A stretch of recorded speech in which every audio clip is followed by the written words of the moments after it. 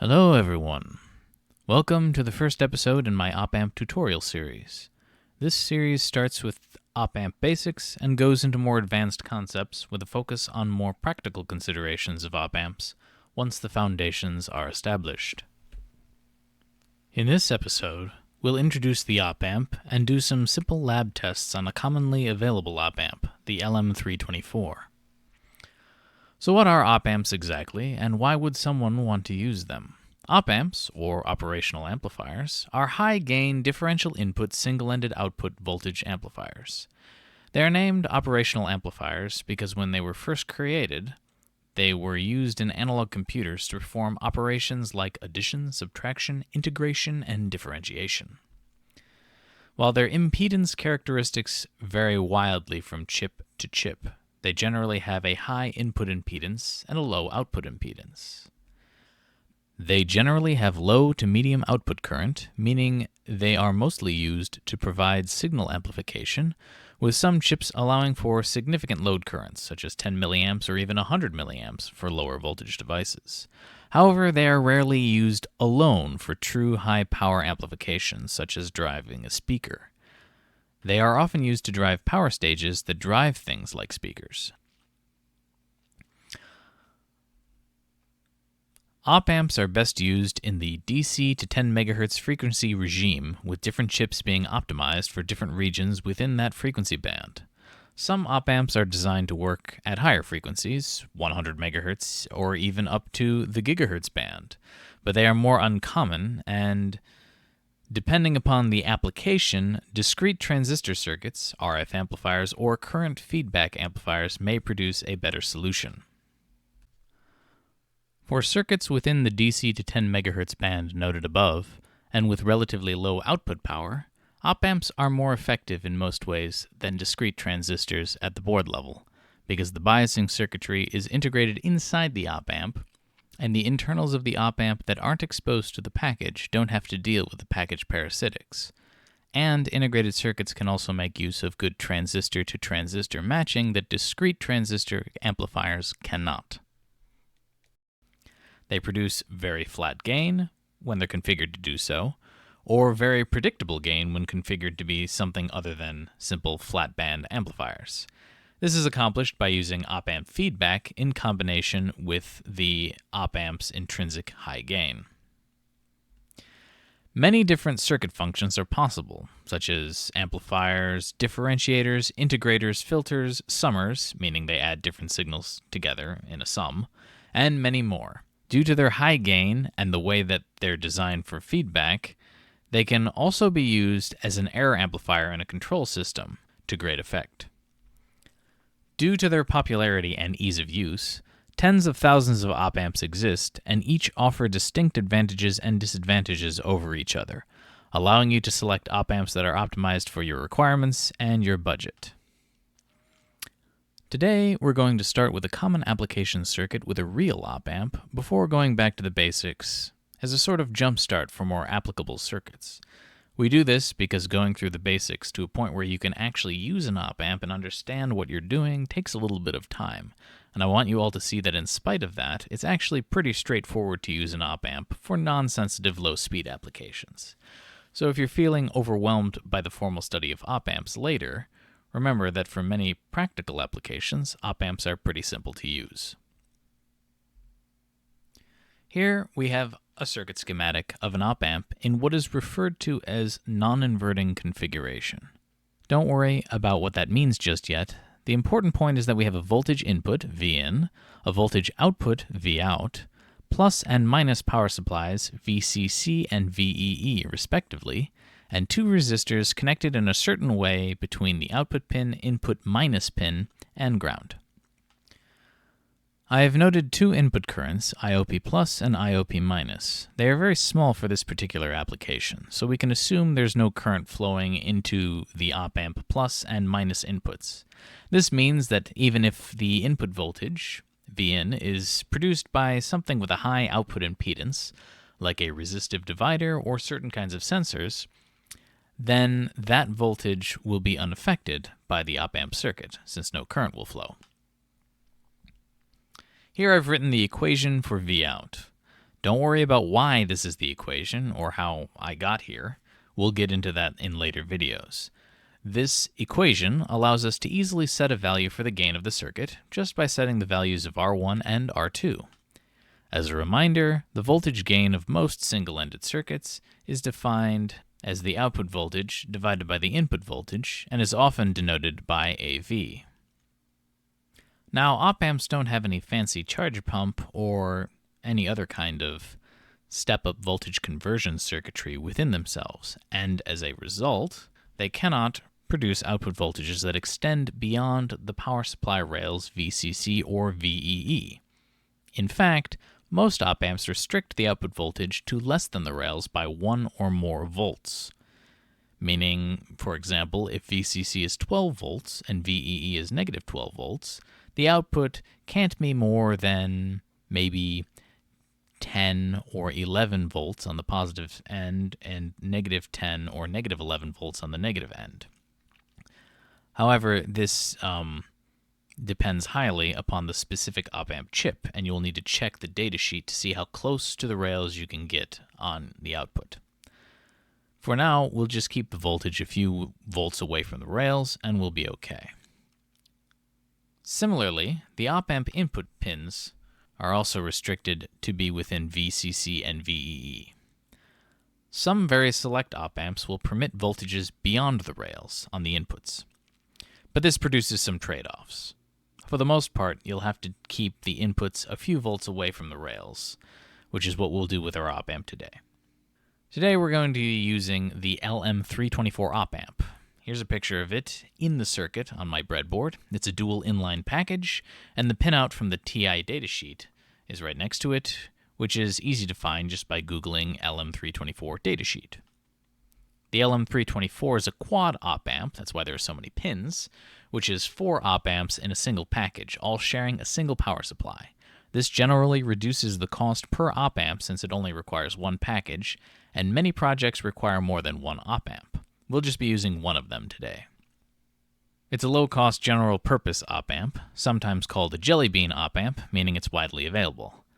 I guess because jelly beans are also widely available. The LM324 is quite old, having been originally developed in the 1970s. And all these things add up to it being a good op-amp for simple, low-speed, low-precision circuits, especially ones that need to be breadboarded, as it is a through-hole component, and therefore you don't have to use a surface mount to through-hole converter for breadboarding it. For board designers, apart from the specifications from the datasheet, the most important aspects of the internals of an op-amp are generally the input stage and the output stage. Choosing the right op-amp for a given application often depends on the configuration and transistor types of the input and output stages. So, briefly looking at the simplified equivalent circuit of the LM324 op-amp, we see that the inputs are Darlington pairs combined into a differential pair configuration, and the output is a modified push-pull output.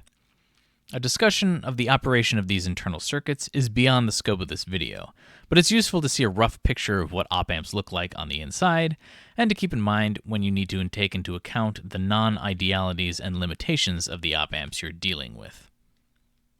To demonstrate the properties of this op-amp, I've connected up a simple circuit with a DC variable voltage source input and some scope probes measuring the input voltage and output voltages. This is the schematic of the setup. Firstly, we have the DC voltage source, which in this case is just a power supply I have, connected through a 1 kilo ohm resistor to the plus input of the op-amp. We've also connected up scope channel 1 to the voltage source to measure the input voltage during our test. Channel 2 of the scope is connected to the output, so we can see the input voltage and output voltage simultaneously on the oscilloscope. And the ground leads of both scope channels are connected to the ground of the circuit. Now looking at the op-amp circuit itself, we see that there are 2 power supply pins, the top one at approximately plus 12 volts, and the bottom one at approximately minus 12 volts. The actual voltages of each pin are noted in parentheses from when I measured them directly with a multimeter. The output and minus inputs of the op-amp are connected in a feedback circuit as shown before with the previous schematic of the non-inverting amplifier. But instead of general resistors R1 and R2, they're now both 10 kilo ohm resistors. And using that equation that I showed previously, we can see that this produces a gain of 2. So this is a simple op-amp circuit that amplifies a voltage signal by a factor of 2. So here we have our circuit. This cable has plus or minus 15 volts coming in.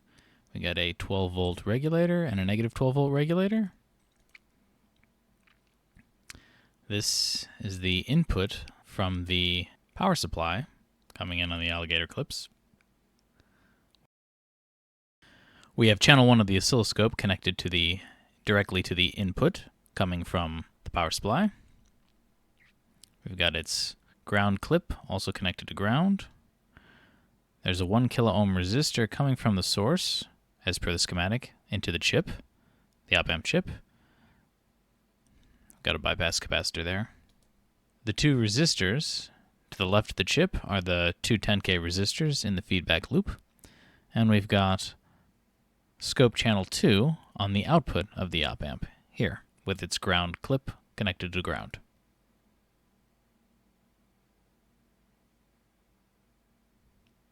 So now we're going to directly measure the power supply inputs, which are VCC and VEE, which are about plus or minus 12.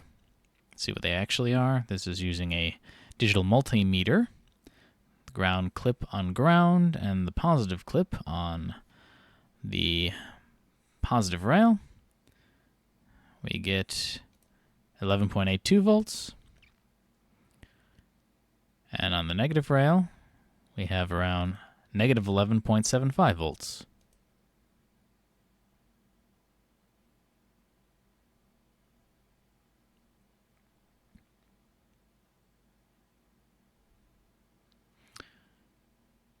Here's the power supply that provides the input.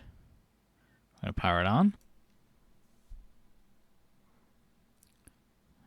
Function generator is not used in this part, so we shut it off. Here's the oscilloscope. We see channel 1 is the input and channel 2 is the output. As we can see, I've changed the voltage on the power supply so that the input is at about 1.06 volts, as you can see in the yellow there. The output is about 2.18 volts, so the gain of 2 is showing the output is about twice the input. I can move the power supply output up and down.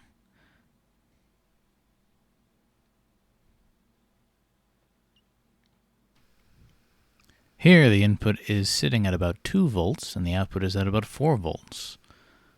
So the gain of 2 is still persisting.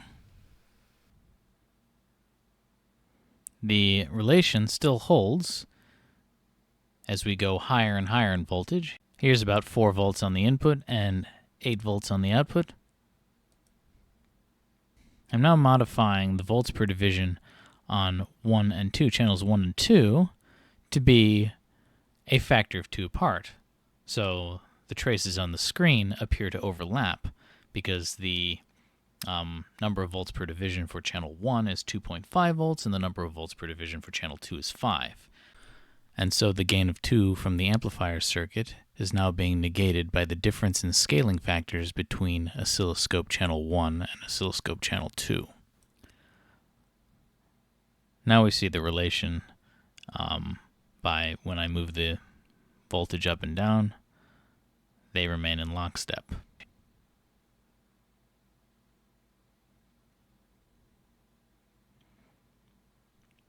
Note that they remain in lockstep, but when I go too high, when I push it up a little further, right around output of 10.8 volts, we see that the output stops increasing.